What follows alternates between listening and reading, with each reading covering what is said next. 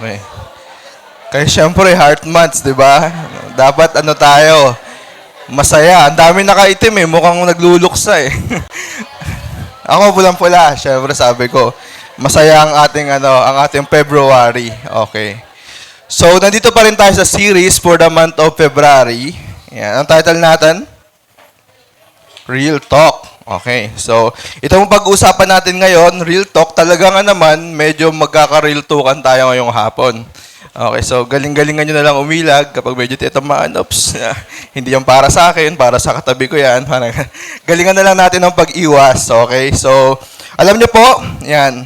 Itong topic natin ngayon, medyo serious and medyo may mga masasaktan, di ba? Sabi ko nga magkakariltukan tayo ngayon. Sabi mo sa katabi mo, magkakariltukan tayo ngayon. Yan. Okay, tandaan natin na habang ginagawa itong topic na to, yan, wala po akong specific person na naiisip. Yan. Tapos, kapag may naisip man ako, di ba, hindi ko pwedeng tanggalin yung points na yun just for that specific person to feel good. Di ba? Kaya tandaan natin, yung pagbabahagi ng salita ng Diyos ngayong hapong to, ministry lang, okay? Walang personalan. Pag medyo nasaktan ka, punta ng barangay kapag reklamo.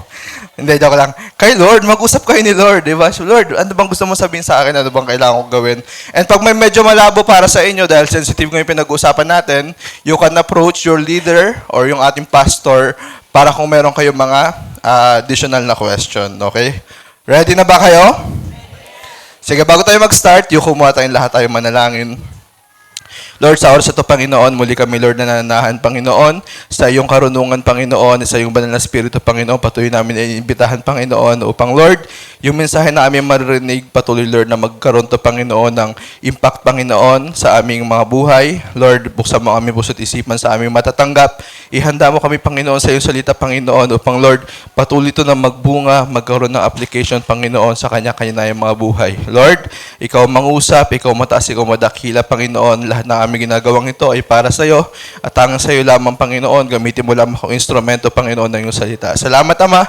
Purihin ka, sambahin ka sa pangalan ni Jesus. Amen. Okay. So, ngayong hapon po ang pag-uusapan natin. Paki-next nga. Sige, hindi. Okay na yan. Paki-next. Yan. Ang topic natin ay bawal na pag-ibig. Sabihin nyo nga po, bawal na pag-ibig. Okay.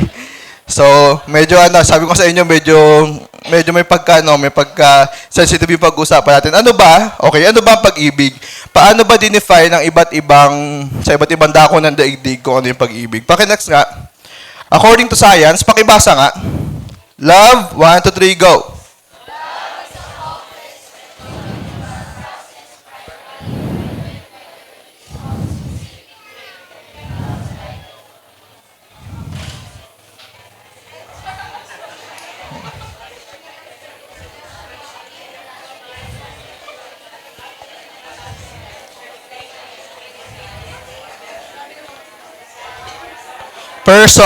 Person, okay. Hindi ko alam kung nasa na kayo banda.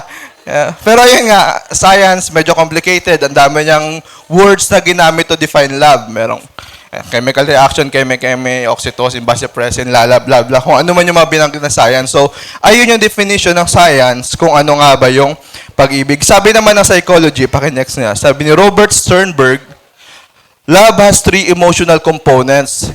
1, okay, yun daw, intimacy, passion, decision, or commitment. Para masabi mo na ikaw ay in love, mayroon ka ng 3 yon. Okay. Next, sabi naman ng lola mo, yan, pakibasa nga.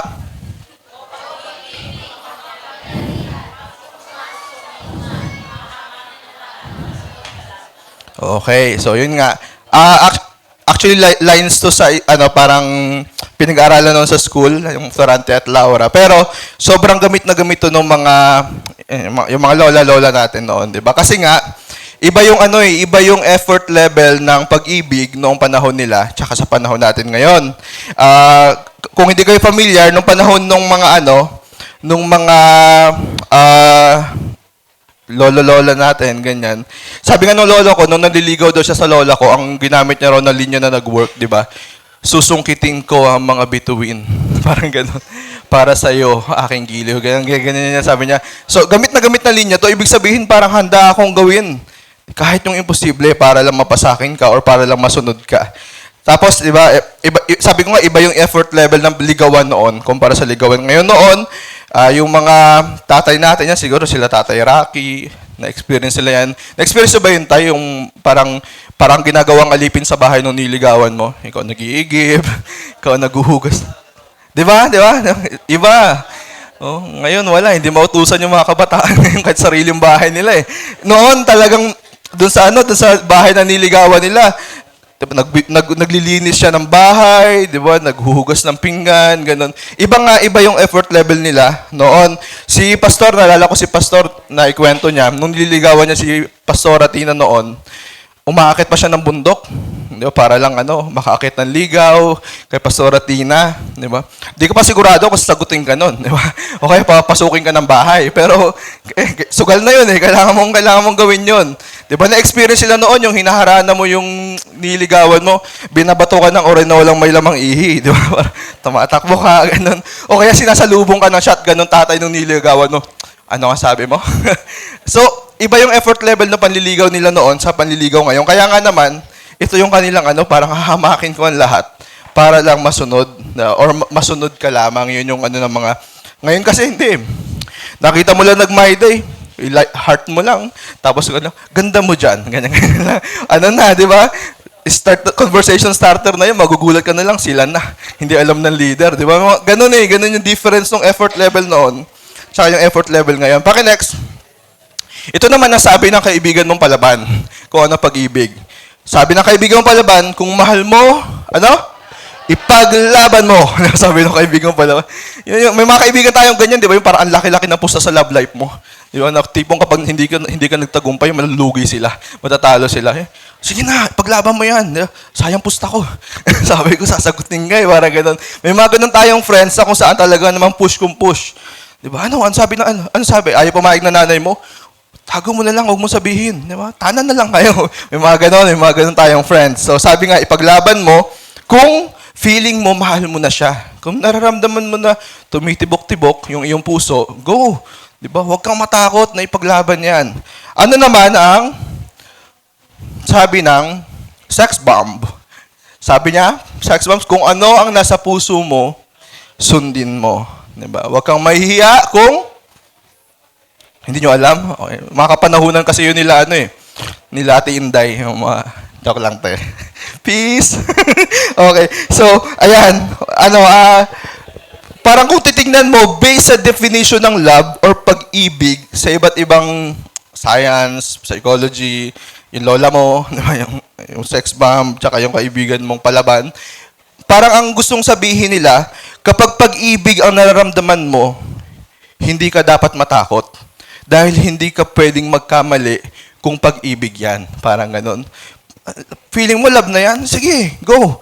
'Di ba? Imposibleng parang hindi pwedeng magkamali kapag ramdam mo na nagmamahal ka na. Parang ganun yung gusto nilang sabihin Na okay lang na ipaglaban mo, hamakin mo ang lahat, magrebelde ka sa mga magulang mo, kalimutan mo yung mga kaibigan mo, lahat banggain mo as long as pag-ibig ang pinaglalaban mo, 'di ba?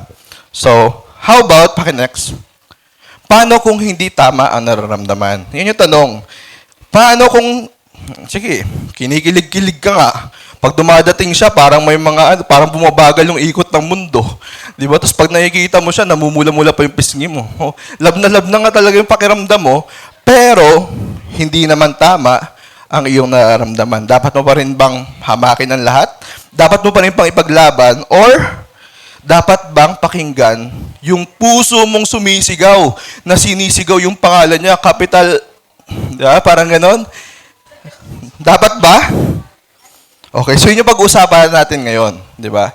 Na maunawaan natin na hindi lahat ng pag-ibig ay kailangan i-pursue. Hindi lahat ng pag-ibig kailangan mong ipaglaban. Hindi lahat ng pag-ibig kailangan mong i-go, go, go. Di ba? Minsan kailangan mong matuto to hit the brakes kasi mali yung iyong nararamdaman. So, ang pinaka-title natin ngayon, next na, kailan mali ang pag-ibig? Kailan nga ba mali ang pag-ibig? Sige po, bago sa pag-usapan natin ngayon, gusto kong tumawag ng volunteers volunteers na tatawagin ko. Volunteers pero ako magtatawagin. No? Simple lang naman yung tanong natin, huwag kayong mag-alala. Ano lang, 755 times 529 times 406. Yan, ganun lang naman yung tanong natin. Sige. Start tayo for this side. Yan. Sige, tawagin natin yung nag-iisang babae sa side na to. Clint. Okay, Clint. Tumitingin pa si Clint kung saan. Okay, ikaw. Okay, ikaw ang maswerteng nabunot. Sige, Clint, tayo ka nga, Clint. Para makita nyo yung kapugian mo yan.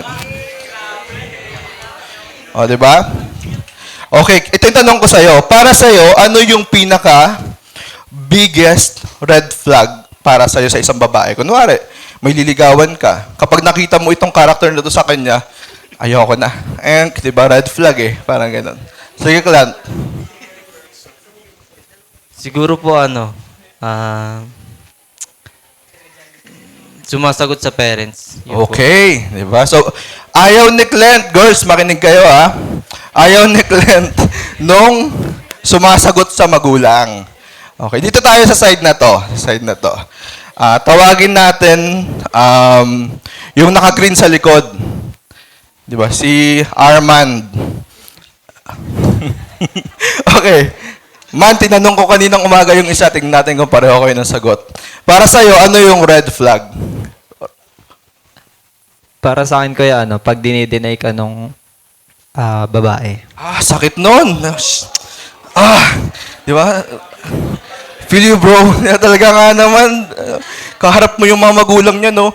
Sino yan? Magdi-deliver lang ng tubig. 6 months na tayo, parang ganun. Okay, so dito tayo sa side na to. So, gusto ko naman magtanong sa mga kananayan, di ba? So, tanongin natin si Tatay Rocky. Tay, para sa iyo, Tay, di ba? Ano ang red flag? Nay, takip ka muna, tayo nga mo, Nay. Ano po, siguro, Sige, kunwari hindi pa kayo ni Nanay. Kunwari malaya ka pa. ano po, nangligaw ako, di pa lang ako pangligaw, lumapit po siya sa akin eh. Oh! Mahirap yun ha. Danas ko yan, Tay. Danas ko yan. Oo. Sige. Dito tayo sa line na to. Gusto ko tanungin si dito ako pipila second row. Joanna? Ayun, nakita ko na.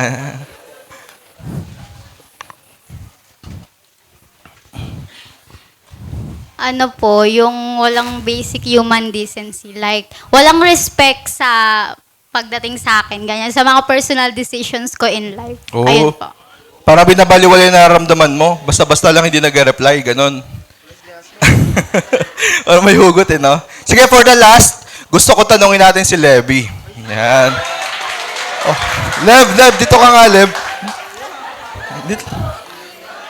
Dali na. Star, ayaw sumunod pa, Star. Sumbong kita. Sige, yan. Sulitin natin yung mga huling panahon na magkasama tayo. Okay. Sige, Lev.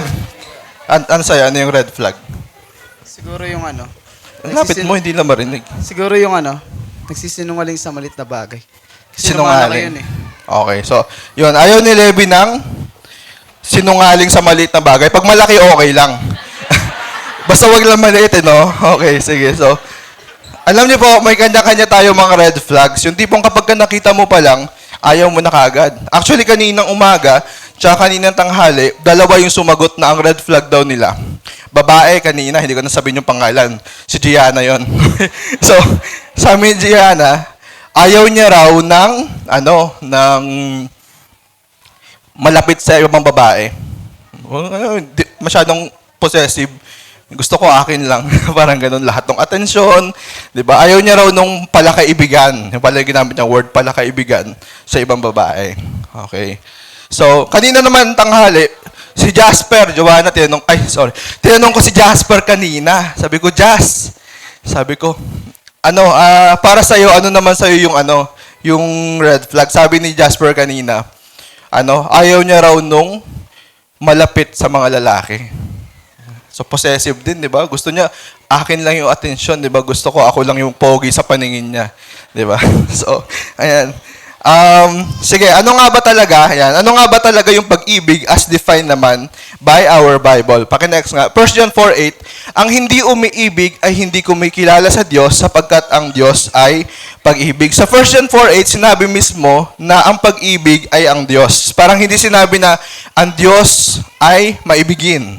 'Di ba? Or God is loving. Ang sabi, God is love. Mismong Diyos ang sinasabi na pag-ibig. Ibig sabihin, every time na may involve yung word na love, dapat involved si Lord. 'Di ba? Ibig sabihin, kung nasa relationship ka, dapat saklaw ka nung kalooban ng Diyos. Will ba ni Lord yan?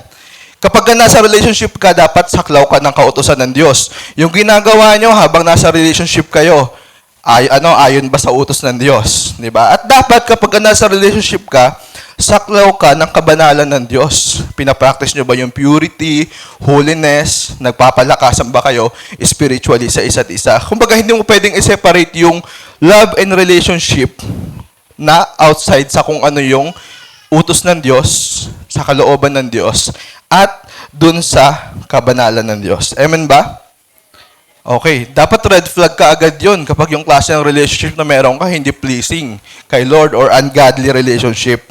Sabi sa 1 John 4:19, tayo'y umibig sapagkat ang Diyos ang unang umibig sa atin. Malinaw na sinasabi na kaya raw tayo natututong magmahal, kaya tayo may kakayanang magmahal dahil naranasan natin ang mahalin tayo ng Diyos. Okay, kaya kung yung boyfriend mo o yung girlfriend mo ngayon o yung nanliligaw sa'yo ngayon, walang totoong relationship kay Lord, tapos sinasabihan ka ng, I love you. Scam yan. Di ba? Sabi mo sa katabi mo, scam yan. Okay. Marami nang napeke yan. Marami nang naloko yung mga ganyan. Yung, I love you daw. Pero pag tinignan mo, wala naman talagang relationship sa Diyos. Amen ba? Kasi hindi mo pwedeng ibigay yung pagmamahal, yung tunay na pagmamahal, kapag ka hindi ka nakaranas ng tunay na pagmamahal. Hindi ka nakaranas ng totoong relationship sa ating Panginoon. So, kuya, ano ba sinasabi mo? Sinasabi mo ba na kahit ganito yung nararamdaman ko, pwedeng hindi pa rin pala totoong pag-ibig to? Kasi kuya, ganito eh. Kapag nakikita ko siya, di ba? Talaga naman, hindi ko maalis yung mga mata ko sa kanya. Lagi ko siyang naiisip, kuya. Di ako makatulog, di ako makakain, kakaisip sa kanya. Pag pikit ko ng mata ko, nakikita ko ang mukha niya. Parang ganon. Kuya, hindi pa rin ba pag-ibig yun? Halos baliw na ako sa kanya. Baka di mo lang nainom yung gamot mo. Di ba? Kasi naman, pag binigyan ka ng doktor ng gamot, inumin mo. Di ba? Kaya ka nababaliw kasi kung tutusin, yung sinasabi ng science, chemical reaction eh. Kaya ka nababaliw kasi may mga reaction sa katawan mo na dopamine, oxytocin, kung ano, vasopressin, kung ano mga binabanggit doon. Kaya nagkakaroon ka ng mga ganong reaction. Pero pwedeng hindi pa rin love yun. Kuya, hindi pa rin ba love kung kapag magkasama kami, ang saya-saya ko? Hindi masukat ang aking kasiyahan. Gusto kong itigil ang oras para hindi matapos sa mga panahong kasama ko siya. Hindi pa rin ba pag-ibig kapag kagabi-gabi kaming magkausap? Tapos, kulang ang araw ko kapag wala siyang good morning at wala siyang good night. Kuya, hindi pa rin ba love yun? Hindi pa rin ba pag-ibig yun? Actually, baka yun siya sabi ng psychology na merong intimacy, merong passion, and merong commitment. Pero possible pa rin na baka hindi true love yan. Diba? Kuya, hindi pa rin ba true love yun kapag hinama ko ang lahat ng tao para lang sa kanya? Sinuway ko yung mga magulang ko para lang makapagkita kami. Tumakas ako hating gabi. Hindi pa rin ba love yun, kuya? Kapag iniwan ko yung best friend ko kasi nga nagsiselo siya sa best friend ko eh. So iniwan ko, 'di ba? Para lang hindi siya masaktan. Hindi pa rin ba love yun? Pwedeng hindi. Baka sabi lang ng lola mo na love yun, 'di ba? So kaya sabi lang ng friend mong palaban. Kasi ang tunay na pag-ibig attached talaga doon sa kabanalan ng Diyos or kung sino si God. 'Di ba? Ganito lang gusto kong sabihin. Ang tunay na pag-ibig, 'di ba? Minsan hindi mo masusukat kung ano yung nararamdaman nito or hindi mo masusukat kung ano yung iniisip nito. Ang tunay na pag-ibig matagpuan mo sa nilalaman nito ng Bible. Kung ano yung definition ni God, kung ano yung sinabi ni Lord na tamang paraan sa pag-ibig. Amen. Amen. Okay, may mga reklamo, diba? May mga gusto na magreklamo sa barangay. Paki-reserve na lang po yung inyong mga question. Okay. Dapat ba sa lahat ng panahon ay sinusunod natin ang sinisigaw ng ating puso? Ano sabi rito? Jeremiah 17, unawa sa puso ng tao, ito'y mandaraya at walang katulad, wala ng lunas ang kanyang kabulukan. Malinaw na sinasabi na ang puso natin ay mandaraya. 'Di ba? Minsan akala mo, 'di ba, talagang ramdam na ramdam mo, kuya, tibok ng tibok eh. Pag nakikita ko siya, tibok eh. 'Di ba? Kuya, dumating lang siya, bumilis ng tibok ng puso ko. Bawas ka ng kape, 'di ba? Mamaya nasusobrahan ka lang, ginagawa mo tubig yung kape, kaya ka nagkakaganyan, 'di ba? Alam mo, hindi sa lahat ng panahon, 'di ba, puso ang dapat manaig o puso ang dapat pakinggan. Sabi ko nga, kailangan dumaan ka pa rin sa proseso ng parang pagpe-pray, di ba? O kaya pagbabasa ng Bible. Lord, will mo ba to? Lord, ayon ba to sa kutsa mo? Lord, tama ba to? Kasi sa totoo lang, hindi lahat ng pag-ibig na maramdaman mo o hindi lahat ng pag-ibig na maranasan mo ay tamang pag-ibig. Minsan kasi mali ang pag-ibig. Amen? So, kailan nga ba mali ang pag-ibig? Una, mali ang pag-ibig kapag may gatas ka pa sa labi. Ang ibig sabihin nito, may gatas ka pa sa labi. Ibig sabihin, di ba, pag may gatas ka pa sa labi, hindi pa panahon kasi bata ka pa. Di ba? Hindi pa panahon para mag-engage sa isang relationship kasi wala ka pa sa tamang edad. Sabi nga no verse natin sa Mangaral 3:1, ang lahat sa mundong ito ay may kanya-kanyang panahon, may kanya-kanyang oras. Sa totoo lang, si Lord meron siyang itinakdang panahon, di ba, kung kailan parang right time para umibig, magkaroon ng relationship, di ba? Meron siyang itinakdang panahon para diyan. Sabi mo sa katabi mo, may tamang panahon. Sa kabila naman sabihin mo, huwag kang atat. Minsan kasi alam mo yun di ba? Lalo ng mga kabataan ngayon, atat na atat eh. Kala mo mauubusan ng babae, mauubusan ng lalaki, ang dami-dami tao sa mundo no? Talagang, hindi, kailangan ko na pumasok sa relationship, kuya. Napag-iiwan na ako. Hello? Ang bata-bata mo pa. Sobrang excited mo pumasok sa relationship. Alam niyo po dito sa church, meron tayong rules.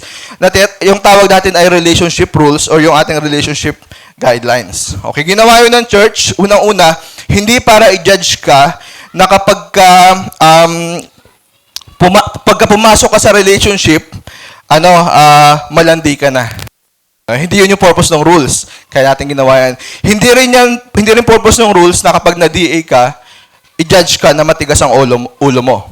O kaya pag nagkaroon ka ng relationship sa hindi tamang panahon dahil bata ka pa, may impyerno ka. Okay, hindi yun yung purpose ng ating rules. Sa totoo lang, sa huli, kayo pa rin naman talaga or tayo pa rin naman talaga magde-decide sa sarili natin kung kailan tayo papasok sa relationship. Ang ino-offer ng ating church is the guidance na kung saan meron tayong rules para magabayan tayo. Kasi, lalo na sa mga kabataan, di ba? Mga kabataan, mapupusok talaga yan. Di ba? Immature ka pa. Ang problema, pumasok ka sa relationship, hindi ka pa ready. Di ba? Ano ang tendency? Ang tendency, ang kalat niyan. Ang daming taong maapektuhan, ang daming taong masasaktan. Kasi sa totoo lang, kapag bata ka pa, wala ka pa sa tamang edad, immature ka pa, ang dami pang dinidiscover mismo sa sarili mo. Nag-experiment ka pa eh. Di ba? Hindi mo pa mismo alam kung ano ba talaga ang gusto mo. Di ba? Hindi ka pa sure. Ano ba ang gusto ko? Chinito o budlat? Di ba? Malilito ka pa dun eh. Nagkaboy pa rin ka ng chinito, budlat pala gusto mo. Ang gagawin mo, baybreakan mo. Di ba? So, may problema tayo dyan. May masasaktan. Di ba? Hindi ka pa sure ano bang gusto mo, maputi o gusto mo ng medyo overcook. Di ba? I-overcook yung girlfriend mo ngayon, gusto mo pala maputi. May masasaktan. Di ba? Hindi ka pa sure ano bang gusto mo, duwende o kapre. Parang, akala mo gusto mo ng kapre, yung pala mas efficient kasama yung mga duwende. Di ba? Parang gano'n. Ito yung sinasabi ko na parang dahil bata ka pa, hindi mo pa totally talaga alam kung ano yung gusto mo, hindi mo pa totally alam hindi pa totally kilala yung sarili mo, ang mangyayari ngayon, ang dami mong magagawang mga bad decision. Pumasok ka agad sa relationship eh. Ang mangyayari dyan, bad decision, one after another. Diba? Kasi immature ka pa nga eh, hindi ka pa ready. Ano ba kasi ginagawa mo? Wala ka pa dapat jowa ngayon, nag-aaral ka dapat. Bakit nasa relationship ka?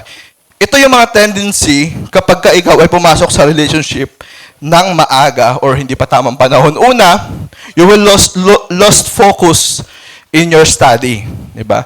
Pinag-aaral ka, pero pumasok ka agad sa relationship. Ano ang tendency? Ano pwede mangyari? Distracted ka ngayon sa pag-aaral mo. Hindi ka makapag-focus. Bakit? Kasi mas priority mo na si jowa. Mas gusto mo na siyang kasama kaysa pumasok sa school. Hindi, kuya.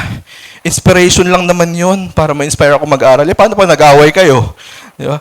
Ayaw mo nang pumasok. Bakit? Ayoko makinapagmumukha ng pangit na yun. Parang ganon. May mga ganong may mga ganong effects na apektuhan yung dapat na pinagfo-focusan mo, which is yung study mo dapat. Pangalawa, it will rob you of opportunity to find good friends. Di ba? Hindi ka na makakita ng mga mabubuti or mga tamang kaibigan. Bakit? Kasi yung jowa mo, possessive eh.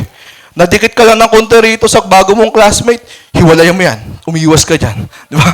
Nadikit ka lang ng konti doon sa medyo matalino mong classmate, nagtanong ka lang, anong sagot sa...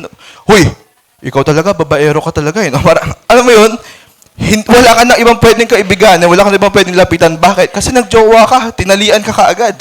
Possessive. Di ba? Yun yung problema. It will rob you of your time spent with your family. Yung panahon na dapat, inilalaan mo sa family bonding, nawawala. Bakit? Kasi hindi na yun yung priority mo. Mas gusto mo nang kasama si jowa. Nasa hapagkainan, kumakain kayo, hawak mo cellphone. Tiyatanong ka na mama mo, anak, kamusta ang school? Hi, love. Anong gawa mo ngayon? Kumain ka na ba? Anong ulam nyo? Ako ito tuyo. Diba? Parang, instead na, ito yung panahon na kung saan, nakikipag-bond ka sa family mo, nawawala. Kasi nga, doon ka na sa jowa mo nagfo-focus. Anong next? It will lead you to inappropriate intimacy. Di ba yung mga simpleng gesture na kung saan napupunta sa mas malalang bagay. Sabi natin, nagsimula lang yan sa holding hands eh. Tapos mamaya umaakit-akit na sa kamay. Nasa balikat na. Tapos namalaya mo lang, hinihila ka na sa madilim. Premarital sex na ang sunod nun. Di ba? Bata ka pa. Hindi ka pa nga ready. Hindi pa mature yung pag-iisip mo. Nung sinabing tara na. Okay. Wala di ba? Hindi ka pa mature enough to deal with all that, yung lahat ng bagay na yon. And yung pinaka-worst part, worst case, is yung early pregnancy. Di ba? Buti sana, kung ikaw lang ang naapektuhan. Kaya hindi ganun di ba? Every time na mayroong kabataan na nagkakamali ng desisyon at nai-involve or nagkakaroon ng early pregnancy, hindi lang siya yung affected. Sino ang pinaka-affected nito? Magulang. Yung si Tatay Rocky, hindi na nga natutulog, drive lang ng drive, trabaho lang ng trabaho, di ba? Parang ganun, para lang maitawid yung pag-aaral, di ba? Tapos ganun lang yung mangyayari. Di ba? Sample lang po tayo, sample lang, okay. So, di ba? Parang yung tatay mo na pilit nagpapakahirap magkatrabaho para pag-aralin ka, sobrang disappointing nun. Nangangarap sa'yo magulang mo gagraduate ka sana Nagjowa ka. Nabuntis ka. Tapos ang masakit pa nito, wala kang pera. Sinong bubuhay niyan? Papa, mama ulit. Di ba sila ulit? Di ba? Wala kang trabaho di ba? Alam nga namang pabayaan ka ng mga magulang mo dyan, di ba? So, ayun sabi ko sa inyo, na pumasok ka sa, simple lang ito lang ginawa mo. Nag-boyfriend ka lang, nag-girlfriend ka lang ng hindi pa tamang panahon, bata ka pa. Pero kita mo, yung naging effect niya. Kawawa yung mga tao nakapaligid sa'yo, yung mga nagmamahal sa'yo, yung mga nagsisikap para itawid yung pag-aaral mo. Amen? Amen. Okay, next question ko. Ilan ba talaga ang tamang edad para pumasok sa relationship? Sa tingin ninyo. Taas ang kamay sa mga naniniwala na 18 years old, pwede ka na magjowa. Wala. 19. 20. 21. Sige, taas na lang yung kamay yung kahit anong sabihin ko dito, di ka magtataas ng kamay. Mukhang wala akong kausap 22. 23. Wala talaga. 24. Ayun, si tatay, sabi ni tatay, 24 years old, pwede na yan. 25. Tatanda ko mapagmumukha ninyo, Pag nagjowa kayo ng 22, yari kayo sa akin. Nakita ko yung mga nagtaas ng kamay dyan, 26. 27. Wala na, ayaw na nung iba, natakot na. Okay. Alam nyo, last week, diniscuss ni Pastor yung learn, earn, and marriage. Ang gusto sabihin nung ano na yon, nung process na yon, mayroong phases or stages ng life mo na kung saan pag nandun ka sa stage ng life mo, dapat dun ka lang nagpo-focus. Halimbawa, learn, nag-aaral. Dapat kapag ka nag-aaral ka, focus ka lang sa pag-aaral mo. Di ba? Yun lang dapat yung pinufokusan mo. Kasi nasa learning phase ka pa lang di ba? Hindi yun nag-aaral ka pa lang, confess ka ng confess. Di ba? Nag-aaral yung tao, confess ka ng confess. Sana doon ka sa simbahan ng Katoliko pumunta. Father, di ba? Gusto kong mag-confess. O kaya, nag-aaral ka pa lang, kung sino-sino niligawan mo. Di ba? Bili ka ng bulaklak, para sa'yo. Libre ka ng libre doon sa niligawan mo sa sinihan. Para sa'yo. Wala ka naman sariling pera. Di ba? Kaninong pera ginagamit mo pag nagde-date kayo? Kanina? Kay Mama Papa ulit. Kawawa naman si Mama Papa. Sobrang kawawa yung mga magulang natin dito, no? Di ba? Siyempre, wala kang pera. Ano gagamitin mong pera? Yung baon na binigay sa'yo at pinaghirapan ng mga magulang mo. Yun yung pambibili mo ng bulaklak. Di ba? Tapos sabihin mo sa niligawan mo, for you from my heart. Ha? Wala kang ginawa para kitain yung pinambili mo niyan, tapos sabihin mo from your heart. Di ba? Parang ganon. Yun yung Tapos, pag ito masakit pag pinakialaman ka ng tatay mo at ng nanay mo, anak, huwag ka muna magjowa. Wala kayong karapatan. Napigilan ang aking naramdaman. Wala nga ba? Pera nila yun. Di ba? Yung pinambili mo, yung pinangsino nyo, pera nila yun. Mga magulang, may karapatan po kayong pakialaman. Okay? Kung sino yung mga dinidate ng inyong mga anak. Di ba? Kasi, pera nyo yung pinang-date ng mga yan. Di ba? Kayo yung nagsusustento dyan sa relationship ng mga yan. Amen? Earn. Earning stage ka na. Graduate ka na.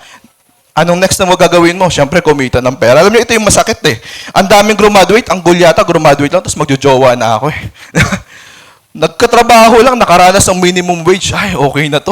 Pwede na ako magjowa. Maraming ganun ng mentality. Alam nyo, sa earning stage, dapat maunawaan natin na ang goal is to have financial stability. Kung yung sahod mo, kulang pa sa'yo pa lang, huwag muna. Lakas mo mag-milk tea. Di ba? Tapos magjojowa ka pa, ubos nga yung sahod mo sa mo pa lang, sa bisyo mo pa lang. Di ba? Parang ganun. Sa cravings mo pa lang, lakas mo kumain. Di ba? Tapos magjojowa ka pa, dadadag ka pa ng bibig. Di ba? Parang ganun, kapag hindi pa kaya, kasi tayo as Christian, we are date to marry. Sabihin nyo nga date to marry. Once na niligawan mo yan, ang purpose mo dapat, or ang iniisip mo, ang mindset mo, balang araw kasi pakakasalan ko yan Hindi pwedeng experiment lang, try ko lang. Baka sakali mag-work, hindi. Dito ako sa kabila, ito medyo mas okay. Hindi nag-work. Hindi ganun Kapag ka-Christian ka, ang mindset mo, once na niligawan mo yan, once na dinate mo yan, ang intention mo is to marry that person. Diba? Kaya dapat, kung ang intention mo pakasalan yan, pinaghahandaan mo yung future ninyong dalawa. Dapat financially stable ka o yung kinikita mo ay kayang bumuhay ng pamilya. Pumasok ka sa relationship, minimum wage ka pa lang, anong mangyayari ngayon? Hindi mo afford yung renta, saan ka titira? Tama, kay Mama Papa ulit. Kawawa naman yung ating mga magulang dito. Di ba, syempre, doon ka titira wala kang pambayad ng upa. Hindi sapat yung kita mo para sa kuryente, sa tubig, di ba? Doon ka titira. Alam mo, isa sa toxic culture ng mga Pilipino ay yung extended family. Isang bahay, andun si nanay at si tatay. Sinong kasama? Yung anak nila na may sarili ng pamilya. Andun si anak, kasama yung kanyang asawa. Andun si apo, tapos nag-asawa si apo, andun si apo sa tuhod, si apo sa talampakan, si apo sa koko. Isang bahay, andun kayo lahat. Bakit? Kasi, ang bilis pumasok sa relationship na hindi kino-consider yung financial stability. Sabihin nyo nga, financial stability. Dapat kayang bumuhay ng pamilya ng sahod mo bago ka pumasok sa relationship. And yung last phase is yung marriage. Dapat, kapag manliligaw ka, ang goal mo is to marry that person someday. So, kapag tamang panahon na, pasukin mo na yung pag-aasawa. Diba? Dahil ready ka na. Dahil kaya na ng bulsa mo. Hindi dahil sinabi ng kasama mo sa church na kailan ka ba mag-aasawa? Di ba? Wala ka na sa kalendaryo. Hindi ganon. Di ba? Hindi sila yung magdidictate kung kailan ka mag-aasawa. Kaya nga ako pag sasabihan ako, yan, kailan ka pa mag-aasawa yan? Eh, Nay, bibigyan niyo po ba ako ng pangbili ng diaper? Di ba? Nay, magka-college po yung magiging anak namin. Bibigyan niyo ba kami ng pangmatrikula? Parang ganon. Ikaw yung masusunod.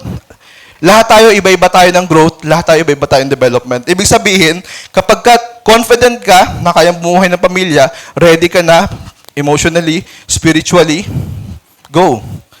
So yun yung process natin. Huwag niyong guluguluhin. Yung iba kasi mauuna muna yung marriage, tapos tsaka mag-aaral, tsaka magtatrabaho, tapos mag-aaral ulit. Ginugulo yung process. Dapat learn, earn, marriage. Sabihin mo nga, learn, earn, marriage. Okay, so hindi advisable or sa principle ng Bible, hindi ka dapat pumapasok sa relationship kapag ka hindi ka pa handa. May reklamo na ba? May reklamo na ba? Punta lang sa barangay kapag kapag medyo nasasaktan na tayo. Next, kailan mali ang pag-ibig? Mali ang pag-ibig kapag ka langit ako, lupa ka. Ano ibig sabihin nito? Kapag ka ikaw busy ka sa mga bagay na panlangit, tapos yung jowa mo o yung nililigawan mo, busy sa mga bagay na panlupa. Ibig sabihin, magkaiba kayo ng pananampalataya. Okay. Mali ang ganyang pag-ibig. Sabi ng Bible hindi ako to Bible to, 2 Corinthians 6:14. Huwag kayong makisama sa mga, pakilakas. Isa pa, para marinig ng katabi mo. Huwag kayong makisama sa mga... yung iba nagbibingi-bingi yun. Ano yun? Sabi ng Bible to, huwag kayong makisama sa mga di sumasampalataya na para bang kapareho ninyo sila. Maaari bang magsama ang katwiran at ang kalikuan o kaya ang liwanag at ang dilim? Alam nyo, ang principle talaga ng Bible pagdating sa relationship, hanggat maaari same faith. Makikita ninyo yan sa mga story nung hinanapan ng mga asawa kay Isaac at Rebecca. Talagang gusto nila same faith. Gusto nila nung na kukontaminate yung culture, yung religious belief, or nahahaluan ng ibang paniniwala. Di ba? Ganon. Kasi ito yung tendency kapag Christian ka, tapos yung jowa mo hindi Christian. Compromise. Siyempre, ito yung principle mo ito yung value mo, ito yung standard mo, puro biblical. Siya puro dito sa mundo. Ito yung standard niya, principle niya, ito yung value niya. Paano kayo magtatagpo? Let's meet at the middle. Tawag doon compromise. Hindi Christian yung girlfriend mo, yung boyfriend mo. Magta-tithes and offering ka, sasabihin mo, itatabi ko tong sahod ko na to kasi 10% ang tithes and offering. Sabi ng jowa mo, ang laki naman. 10%? Grabe, ang dami na nating mabibili dyan. Yun sabi ng Bible, Grabe naman yun, Han. Ibang tawagin na bitsakan. Grabe naman yan. Di ba? Ang dami nating mabibili dyan. O sige, ganito. 5% na lang. May problema tayo doon. Bakit? Compromise na yun Hindi ka na sumunod sa Bible kasi mas pinili mo masunod siya. Di ba? O kaya sabihin natin, hi love. Dito ka, sa may bandang gitna. Pakita ka sa kanila. Praise, ayan. Compromise, di ba? Compromise. Ngayon, kasabihin natin, pareho kayo nagtatrabaho from Monday to Saturday, Sunday lang yung free time ninyo. Di ba? Grabe naman. Ito lang yung time na pwede tayo magsama. Magsisimba ka pa. Di ba? Hindi na nga tayo masyado nakikita Anong gagawin mo? Kasi sabi kayo sa Hebrews kailangan talaga, huwag kaligtaan yung pagtitipon Anong Hebrews pinagsasabi mo? Di ba? Siyempre gusto kita makasama, I love you. Gaganon-ganonin ka lang yan, bubula-bulahin ka lang yan. Anong gagawin mo? Sige, next week na lang ako magsisimba. Tapos next week nagsimba ka, sunod na week, problema na naman. Hindi ka ulit magsisimba para lang masunod siya. Sabihin nyo nga, compromise. That's the problem with ungodly relationship, yung hindi kayo pareho ng faith. Actually, sa Bible, may magandang example dyan. Si Samson tsaka si Delilah. Si Samson ay isang judge, tapos meron siyang vow, o yung titawag lang Nazarite vow. Pero dahil kay Delilah, kinompromise na yun. Binaliwala niya. Number 2, Samson, play with fire. Di ba? Alam niya na hindi maganda yung intention ni Delilah para sa kanya. Alam niya, huling-huli naman si Delilah, di ba? Parang ganun. Pero, bakit nagpatuloy siya hanggang 3 beses? Okay lang yan. No harm, no foul. Di ba?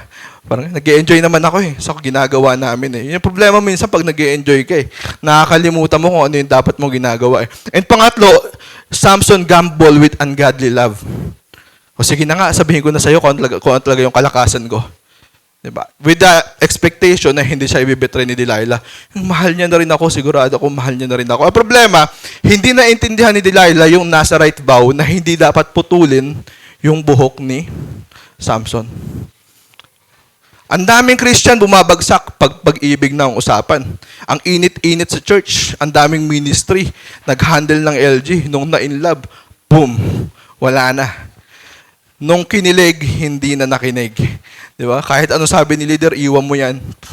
Leader naman Di ba? Mahal ko Talaga nga naman nararamdaman ko dito yung pag-ibig Yung maraming Christian yan yung kinababagsak, maling pag-ibig. For example, next natin is si King Solomon. Sabi rito, umibig si Solomon sa maraming dayuhang babae bukod sa anak ni Paraon. Nag-asawa siya ng babaeng Moabita, Amonita, Edomita, Sidonea, at Heteo. Ito yung mga pinapangasawa niya. The problem is, sa next verse, pinagbawal ni Yahweh sa mga Israelita ang mag-asawa sa mga banyagang ito. Yun yung problema. Sabi nga ni Lord, wag. Si Solomon, matigas ang ulo. Sabi nga, wag kang makikipag-girlfriend sa mga unbeliever Sabi, Solomon, sumugod pa rin. Nakipagrelasyon pa rin sa kanila. Ano nangyari sa kanya? Next. Nang matanda na si Solomon, nahikayat siya ng mga ito na sumamba sa kanilang mga Diyos-Diyosan. Hindi siya natiling tapat kay Yahweh, hindi niya sinundan ang halimbawa ni David na kanyang ama. So, kanya imagine si Solomon is the wisest. Di ba? Siya yung pinakamatalino. Di ba? Pero, bumagsak pagdating sa pag-ibig. Di ba? Kahit gaano ka katalino, minsan pagdating sa pag-ibig, bilang nagbabago Di ba? Parang ganun. So, si Solomon, ganun yung case sa kanya. Matalino, mayaman, maraming asawa. Lahat na sa kanya na. Pero, yun nga, dahil compromising yung pag-ibig, yun yung naging cause ng kanyang downfall. So imagine ang talinong tao nito. Ang talinong tao. Pero nung puso na yung nagdikta, wala na. Di ba? Nawala na sa wisyo. Di ba?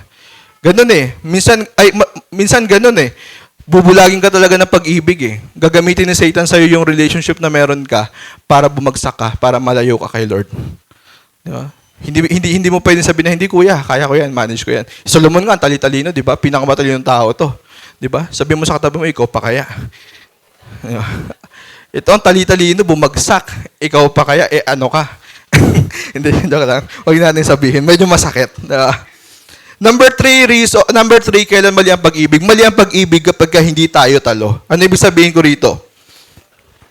Pareho tayo ng kasarian. Pero lalaki ako lalaki ka rin. Ano, I love you. Di ba? Ganun. Mali ang pag-ibig kapag hindi kayo talo. Di ba? Okay. Alam niyo noon, naalala ko, nung mga kabataan namin, sa mga kaibigan ko dito sa church, yan, sina EJ, sina Atan, nagkakaroon kami ng mga mga tanungan, di ba? Ano ba yung mo? Ano ba yung gusto mo sa babae? Ako, pag tinatanong ako, pag tinatanong ako noon, kuya, ano bang gusto mo sa babae? Ito yung sagot ko. Unang-una, dapat God-fearing. Diba? Gusto ko sa babae yung meron takot sa Diyos. Number 2, dapat mahinhin. Diba? Ayoko sa babaeng kung makatawa, kita yung gilagid. Kita yung ngalangala. Diba? Gusto ko yung medyo mahinhin, medyo Maria Clara. Tapos, gusto ko sa babae yung family-oriented. Diba? Tapos, gusto ko rin sa babae yung maamoy yung muka. Parang aso. Joke lang. Hindi naman yung sobrang ganda, 'di ba? Pero alam mong attractive ka kahit papaano physically, ganoon. So yun yung sabi ko noon. At saka gusto ko sa babae yung naka-pink.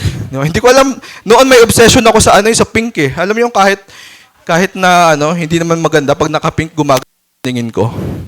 Pero noon pa 'yon. Hindi na ngayon. Na-overcome ko na 'yon.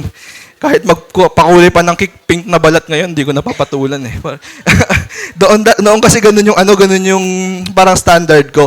Ngayon, pag tinanong ako, okay, yung mga LG ko ngayon, mga disciple ko, pag tinanong nila ako, kuya, ano ba yung standard mo? Ano ba yung gusto mo sa babae? Okay, sabi ko sa kanila, number 1, kailangan babae. Ang hirap kasi, di ba? Hindi mo na alam minsan eh. Parang, ang ganda mo ah. Sure ba ako sa'yo? Sure ba akong babae ka talaga? Kasi minsan yung mga mas maganda pa siya sa mga totoong babae, di ba? Yung mga ganong instances. Problema, Christian tayo. Di ba? No sex before marriage. Hindi mo malalaman. Nagulat ka na lang nung pagtapos kayo ikasal. Meron ka rin yan. Hindi mo na ako yung best friend mo noon, ako si Noel. Diba? Yun yung mahirap sa panahon natin ngayon na sobrang rampant yung homosexuality. Sabi dito, pakinext na sa verse. Genesis 2:18, matapos gawin ang lahat ng ito, sinabi ng Panginoong Yahweh, hindi mabuti na mag-isang tao, bibigyan ko siya ng isang angkop na makakasama at makakatulong. Okay, take note of the word. Sabi ni Yahweh, angkop. Ano yung sabihin ng angkop? Suitable. Ibig sabihin fit sa pangangailangan niya.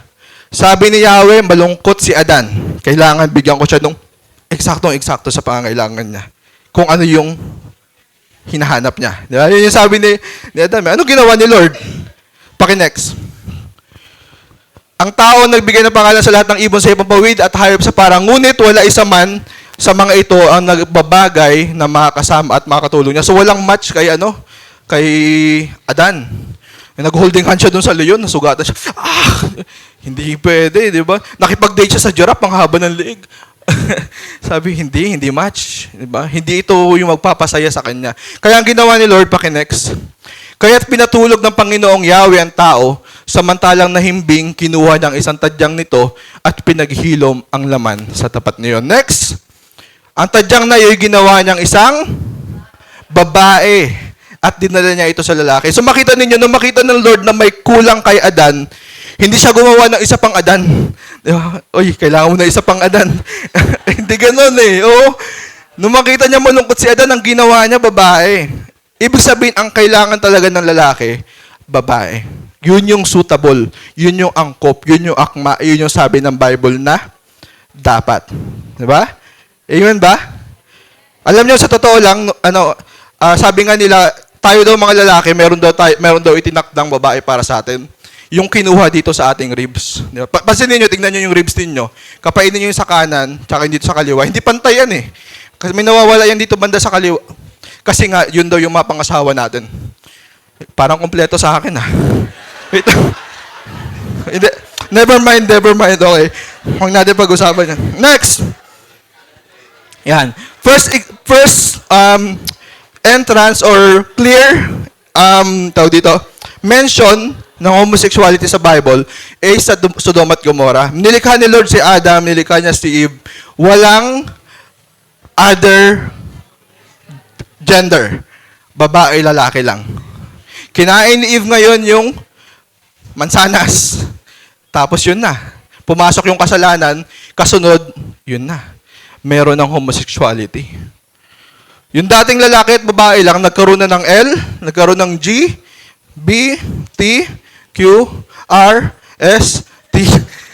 Ang dami na, naglabasan, iba't ibang kasarian. Kaya makikita ninyo talaga na yung pagpasok ng homosexuality sa katauhan, kasabay siya dun sa pagpasok ng kasalanan. Ibig sabihin, alam nyo, bilang Christian, malinaw sa atin na yung kasalanan, hindi yan pinagbibigyan. Anong ginagawa kapag kasalanan? Ino-overcome, nilabanan. Kung kasama nung ating sinful nature yung homosexuality, ibig sabihin, balibalik tayo naman ng mundo, hindi dapat i-allow yan. Dapat yan ino-overcome. Dapat yan nilalabanan. Okay, gusto ko lang linawin na hindi ko sinasabi na dahil homosexual to, susunugin to sa impyerno. Hindi ganun ha.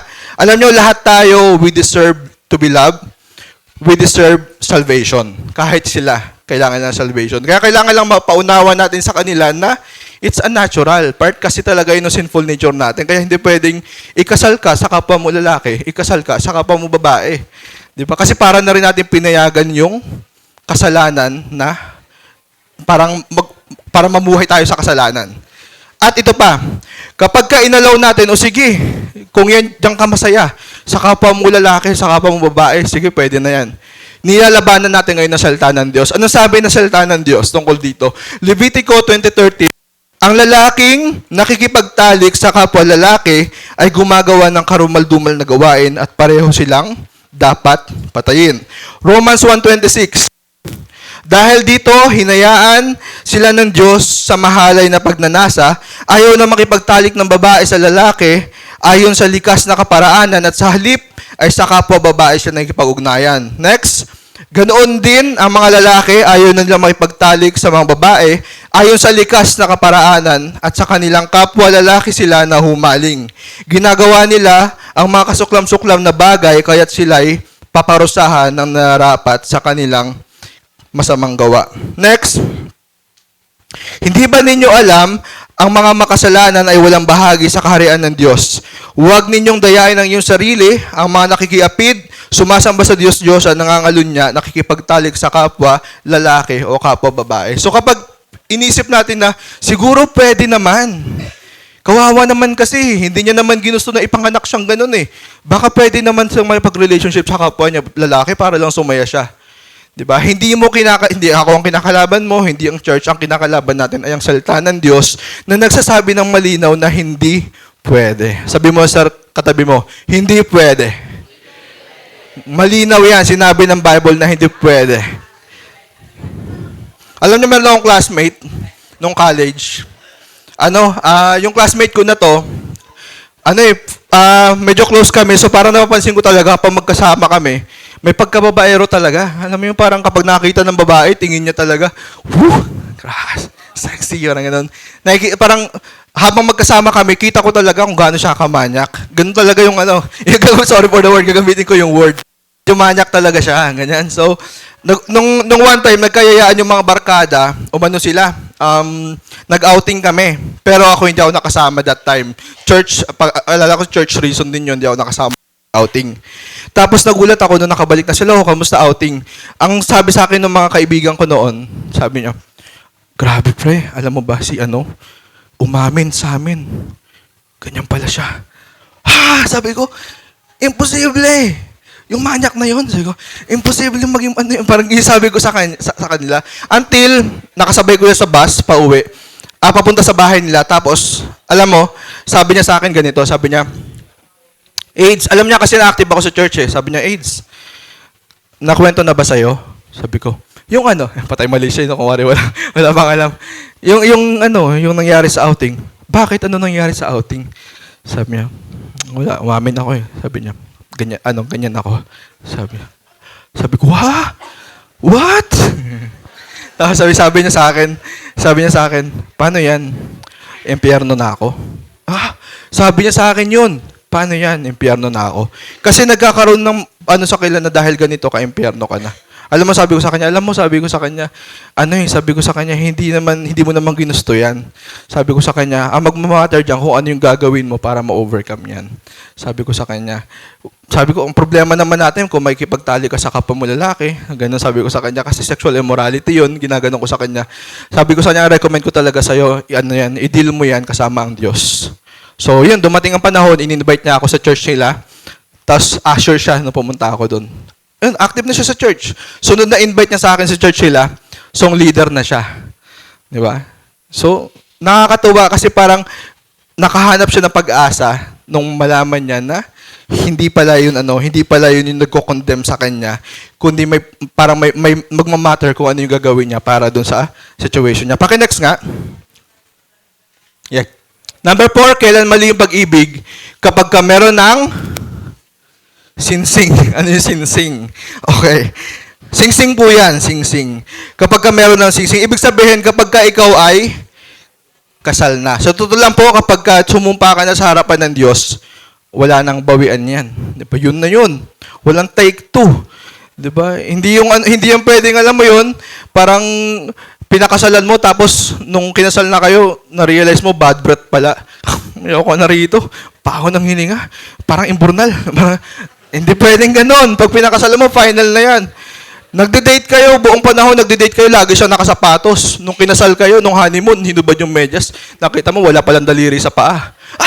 Yak! Ayoko na. Parang ganon. Hindi ganon, hindi pwede yun. Kasi once na kinasal ka na, that's final. Sumumpa ka sa harapan ng Diyos, wala nang bawian yan. Di ba? Kaya dapat, sabi ko sa inyo, date to marry tayo, yung pipiliin mo, liligawan mo, sigurado ka na balang araw papakasalan mo yan at sigurado ka na paninindigan mo yan once na pinakasalan mo yan. Alam nyo, rito sa church, nakakatuwa, meron tayong mga engaged, engaged sa mga couple. Yan, si EJ, tsaka si Joy, tapos si AJ, tsaka si Ninya. Diba? Si Lester, tsaka si Allen, may mga engaged couple tayo dito. Tapos si Fran, ay, sorry. Huwag natin paunahan. Baka maudlot. Okay. Sorry. Jane, sorry ah. Okay, so, meron tayong mga meron tayong mga engaged couple na ako mga kaibigan ko mga to, kaya ako, alam ko talaga yung kanilang journey. 'Di ba? Alam ko, yung isa diyan umiyak pa nga sa akin noon, eh, 'di ba? Parang, Kuya, nagsiselos kasi. Sorry. So, hindi ka nakikwento. Okay. So, alam ko na itong mga taong to is matured enough, sigurado sila sa isa't isa, at once na magpakasal sila, alam nila kung ano yung pinapasok nila. Sana ganun din tayo. Diba? Kapag kabalang araw magpapakasal ka, that's it. That's final. Hindi yung magbabago bila yung isip mo. Dahil sa, Kuya, ngayon ko lang na-realize, pangit pala niya. Kapalan pala ng makeup. Nadala lang sa makeup lang pala nadala yun. Kasi wala nang bawian. So, careful tayo sa pagpili ng ating partner. Next. Sabi sa Matthew 19:6, hindi na sila dalawa, kundi iisa, kaya't ang pinagsama ng Diyos ay huwag paghiwalay ng tao. So kapag sumumpa na sa harapan ng Diyos, wala nang sino pang pwedeng magpipahiwalay dyan. Next. Sumagot si Jesus, ipinahintulot ni Moses na hiwalayan ninyo ang inyong asawa dahil sa katigasan ng inyong ulo. Background lang, sa Old Testament, inallow ni Moses ang divorce. Kaya kala nung mga tao noon, pwede. Pero sabi ni Jesus Christ, inallow lang yan ni Moses noon kasi nga matigas yung inyong mga ulo. So, balit hindi ganon sa pasimula. Next. Ito ang sinasabi ko sa inyo, sino mang lalaking humiwalay sa kanyang asawa, maliban kung ang asawa niya nakiapid, tinutulok niya ang kanyang asawa na mangalunya, at siya ay mag-asawa ng iba ay nagkakasala ng pangalunya, at ang mag-asawa sa babaeng hiniwalayan ay nagkakasala rin ng pangalunya. Puro pangalunya. Di ba yun yung problema pag nagpakasal ka ng hindi ka sigurado, or hindi mo sineryoso yung pagpapakasal. Puro pangalunya ang lalabas diyan. Next. Mateo 19:10, sinabi naman ng mga alagad, kung ganyan po ang kalagayan ng lalaki sa kanyang asawa, mabuti pang wag na mag-asawa. Okay, next. Marcos 10:11, sinabi niya sa kanila, kapag hiniwalay ng isang lalaki ang kanyang asawa at mag-asawa ng iba, siya ay nagkasala ng pangangalunya sa kanyang asawa. Next, sabi sa 12, gayon din naman ang babaeng humiwalay sa kanyang asawa at mag-asawa ng iba ay nagkakasala rin ng pangangalunya. So nakita ninyo, walang lusot, once nakasal ka na, walang loopholes na pwede ka pang ulit mag-asawa ng iba. Hindi pwedeng may number 1 ka na, si Lord, may number 2 ka, si Mrs., tapos may number 3 ka pa. Bawal na yun. Hindi na pwede. Di ba? Sabi nga dito, kapag ka ikaw daw, nag-asawa, nag-decide kayo na maghiwalay, hindi na kayo nagsasama, nag-asawa ka ulit ng bago, nagkakasala ka na ng pangalunya, pag nag-asawa din si asawa mo ng bago, nagkakasala rin siya pangalo niya. Kaya dapat careful talaga tayo pag-usapang relationship pag-usapang kasalan. Kasi kapag hindi ka careful, balang araw magugulat ka, puro pangangalo niya ang maririnig mo. Next. Romans 7:3, kaya nga, siya ay magkakasala ng pangangalo niya kung makikisama siya sa ibang lalaki habang nabubuhay ang kanyang asawa. Okay, ito lang inaalawa, sabi rito, ngunit kung patay na ang kanyang asawa, malaya na siya sa batas na iyon. At mag-asawa man siya sa ibang lalaki, hindi siya magkakasala ng pangalo niya. Okay. Ano sinasabi natin kapag wedding vow? For richer and poorer. In sickness and in health, till death do us part. Kamatayan lang ang makakapagpahiwalay sa inyo. Diba? Doon lang inaalaw na mag-asawa ka uli kapag kapatay na ang iyong partner. Kapag ka medyo sawang-sawa ka na sa partner mo, di ba, masahiin mo sa gabi para makatulog ng mahimbing. Tapos habang tulog, ganyan mo una, no? Hindi, joke lang po. Huwag niyo pong gagawin yun, impyerno kayo doon. Joke lang po yan, okay? So, ayan, di ba? Malinaw na kapag kausapang kasala, walang loophole, wala kang lusot. Kaya dapat careful tayo. Sisimula yan, learn, earn, hanggang sa pagpapalit. Careful tayo sa bagay na yan. Amen ba? Amen. Okay, itong last verse natin dito magtatapos. 1 Corinthians 13:6, hindi ito natutuwa sa masama, sa halip ay nagagalak sa katotohanan. Sa 1 Corinthians 13, dinescribe ng Bible kung ano ba talaga ang pag-ibig. Sabi ron, love is patient, love is kind. It does not envy, it does not boast. It is not proud, it is not rude, it is not self-seeking, it is not easily angered, it keeps no record of wrong. Love does not delight on evil, but it rejoices with the truth. It always protects, always trusts, always hope, and it always perseveres. Dinescribe niya na ito yung pag-ibig sa 1 Corinthians 13. And ang pinaka nagustuhan ko itong 1 Corinthians 13:6. Sabi rito, love does not delight in evil, but rejoices with the truth. Ibig sabihin, kapag pagmamahal or tutuloy na pagmamahal pala yan, dapat hindi yan natutuwa sa gawang masama. Diba? Kung tunay na pagmamahal yan, dapat hindi yan natutuwa na nagsisex kayo nang hindi pa kayo kasal. Kung totoong pagmamahal yan, dapat nagagalak yan sa katotohanan. Diba? Ayon sa kung ano yung sinabi ng salita ng Diyos, ano yung sinabi ng Bible, yun yung katotohanan. Dapat nakabase doon ang tunay ninyong pagmamahalan. Kasi ang totoong pagmamahal, hindi natutuwa sa gawang masama. Amen ba? Once na si Lord na ang kalaban mo, dyan sa pag-ibig na meron ka ngayon, alam mo na mali ang pag-ibig na pinaglalaban mo. Okay. Kailan mali ang pag-ibig? Una, kapag may gatas ka pa sa labi. Pangalawa, ano yung pangalawa? Langit ka, langit ako lupa ka. Pangatlo, hindi tayo talo. At pang-apat, meron na kasing sing-sing. Okay? So, sige po. Para sa ating panghuling panalangin, yumuko tayo and let us pray. Lord, sa oras po ito, Panginoon, maraming salamat, Lord, sa iyong mensahe, Panginoon, na ibinigay mo sa amin, O God. Patukol nga po, Lord, sa pag-ibig, Panginoon. Lord, bigyan mo kami ng desire, Panginoon, na sa aming buhay, maging tama, Lord, yung aming proseso, Panginoon, ng pag-ibig, yung mga relationship sa mga kabataan, Panginoon. At patuloy nga po, Lord, na maging puro, Panginoon, yung aming pagmamahal na ayon, Lord, sa iyong salita, ayon sa iyong kabanalan, at ayon sa iyong kalooban. Nawa, Panginoon, yung aming napakinggan, patuloy na magbunga at magkaroon, Lord, ng mga result, Panginoon, sa kanya-kanya na mga buhay. Lord, yung amin narinig na ito, Panginoon, patuloy nga po, Lord, na manood, Panginoon, sa aming puso't isipan, Panginoon, at sa pamamagitan ng iyong banal na Espiritu, Lord, ito ay aming may apply. Salamat, Ama, purihin, sambahin, at dakilain ng iyong pangalan. In Jesus' name, Amen.